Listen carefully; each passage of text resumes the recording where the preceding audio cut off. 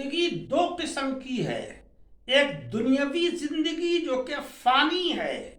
ایک مقرر وقت تک ہم دنیا میں رہیں گے اور اس کے بعد جب وہ وقت پورا ہو جائے گا تو اللہ تبارک و تعالی اس زندگی کو ہم سے لے گا،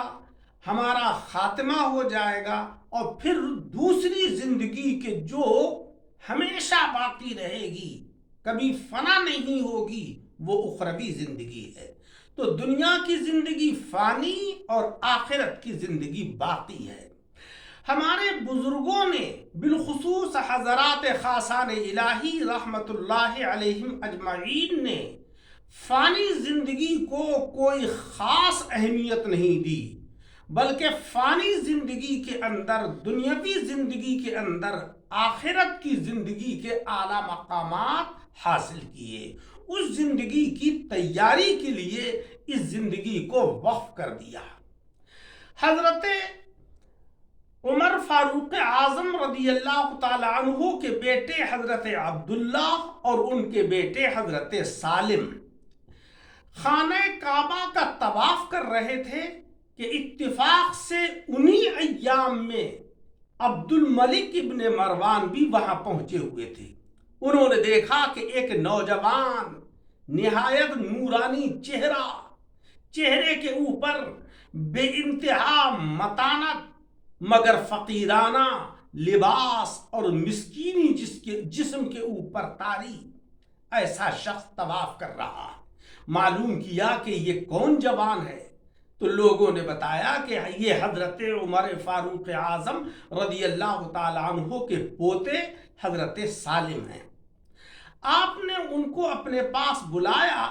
اور کہا کہ ہم تمہارے دادا سے بے پناہ محبت کرتے ہیں، ہم نے تمہارے چہرے کی متانت اور نورانیت کو دیکھا،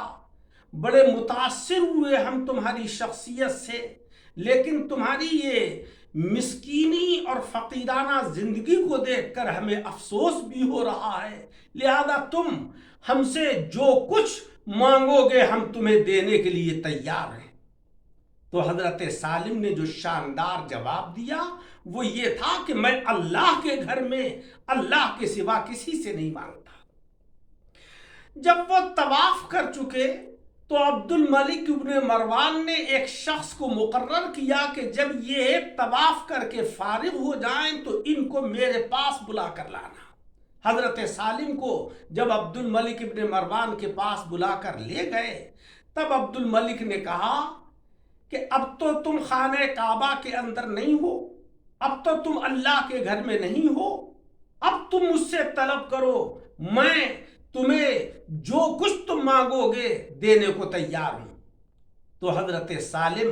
رضی اللہ تعالی عنہ نے جو جواب دیا وہ اتنا شاندار جواب ہے، فرمایا کہ ہاں یقیناً آپ خلیفہ ہیں، آپ کے پاس بے پناہ دولت ہے، لیکن تم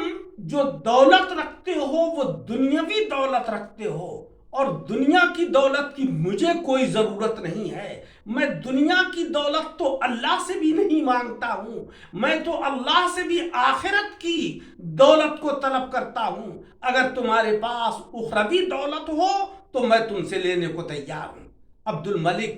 یہ جواب سن کر شزدر اور حیران ہو گئے اور کہنے لگے کہ یہ تم نہیں بلکہ تمہارا خون بول رہا ہے، کہ جس میں حضرت عمر فاروق اعظم رضی اللہ تعالی عنہ کا خون ہے، وہ خون بول رہا ہے۔ لہذا حضرت سالم خاموشی سے اٹھے اور خلیفہ کو اسی مقام پر چھوڑ کر اپنے گھر کی طرف کو چلے گئے۔ دیکھیے ہمارے اسلاف نے، ہمارے بزرگوں نے کس شاندار طریقے سے آخرت کی زندگی کی تیاری کی، ہدایت خلفاء اور بادشاہوں کو کی ہے، اور ہمیں یہ درس دیا ہے کہ یہ دنیا کی زندگی تو فانی ہے، اس زندگی